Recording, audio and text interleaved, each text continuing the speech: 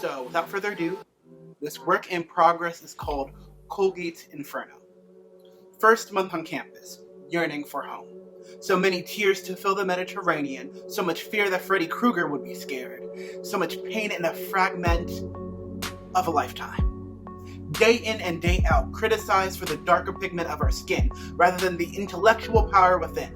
Ostracized animals, behind glass displays, praised for the tricks that charm and amuse, but offend anyone, and it's back to abuse, as the barbs reopen scabbing wounds within. A typical scene of a day would go as follows. The set would be on the academic quad, or inside Frank, or getting a ride from the cruiser. Setting would constantly change, but the same plot and conflict would live on. Enter stage right, the protagonist. Radiant eyes, the shade of liberty. Sinus mane painted a light cherry champagne, a light aroma of espresso blended with a naive essence and a warm mahogany coating. Enter stage left. Beast with royal blue fur tinged with onyx stripes invaded their place of safety, croaking their fictitious accusations at them and shackling them up like a villain on the night of their bizarre disappearance. Oh, you're pretty for a black girl. I've always wanted to try the exotic experience. Wow, I didn't know you could speak so proper. You don't have to be so angry all the time. Can you please give us some insight on the colored perspective? You're only here because of affirmative action. Did your mom really die from cancer? It wasn't from a drive-by or something? Fatigue faces salted with tear tracks, beaten souls desperate for action, friends and classmates buckle under the fist of the oppression, unable to voice the unspeakable. Enough is enough. Part 2. Students who craved for a change and to be heard united.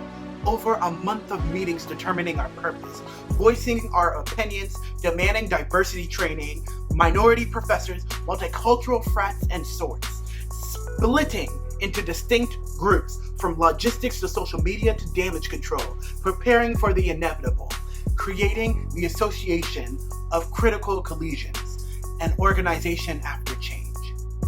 Exit stage right. Many say that they sent them away for rewiring hidden within the vitals of the sterile apathetic institution, a secret location that is unknown to the rest of society. Their clandestine presence, the sole reason of their forgotten existence. None who enter shall return the same.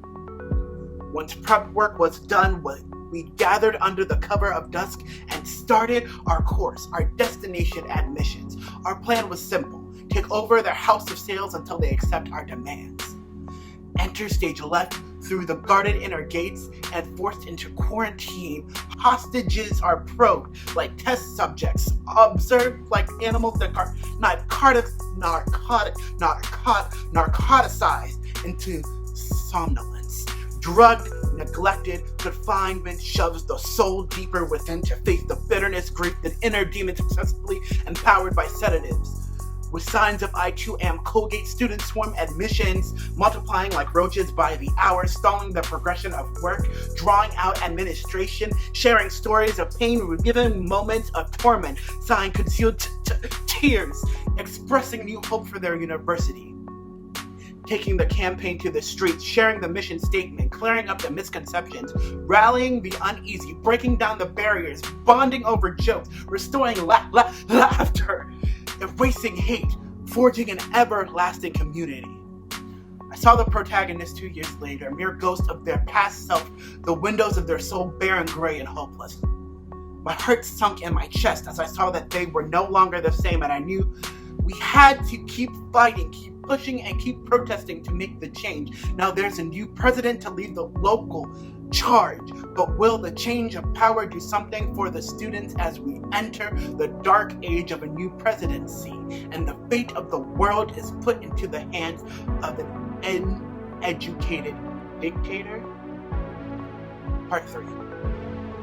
44 successive lunar cycles of autumnal gratitude ushered in by the speculatively sweet taste of a ripe russet ticked into dazzling disorder, beckoning the chimes of exuberant aggregation. A note from an agnate connection acts for my sustenance in the enrichment of roseates, being indoctrinated into the adverse venture of higher education. The scabs hidden within my consciousness threaten to reopen with phantom wounds anew.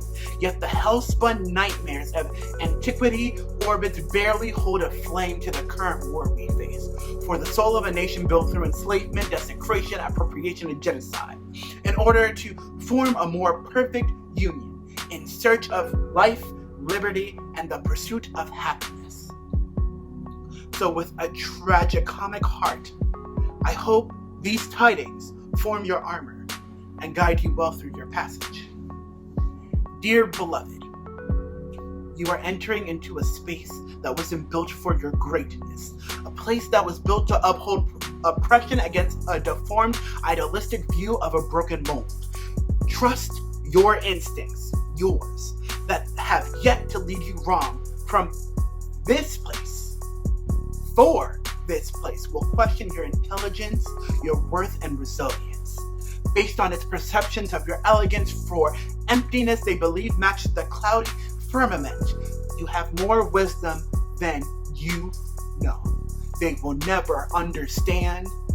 They will never fully understand your experience. Keep your head towards the heavens like the forerunners of your lineage of majesty. Stay true to your compass of ethos as the world transfigures and mutates around you. For those who are fated to be in your life will come naturally and support you. Many will flip through and drift through like helicopter seeds spiraling to reach the ground. Yet those meant to stay will take root in your life. There are moments when the foul vapors of dispiritedness fulminate and the fantasies of joy seem like a distant memory. Remember, no kingdom was built alone. Life is your birthright. They hid that in the fine print. Knowledge is your ancestry. They hid that within the fine print. You have the power to write your way out. So take the pen and rewrite it. You are the next line that grew from the seeds discarded by the farmer's pick. The roses of the concrete elevating higher to flourish superior, despite the blistering heat. Step out your estimate, step in your essence, and know that you're excellent. Turn inward to your neighbor and share your energy, for those that are willing will do the same for you. Be the sunflowers in the dark that first month on campus.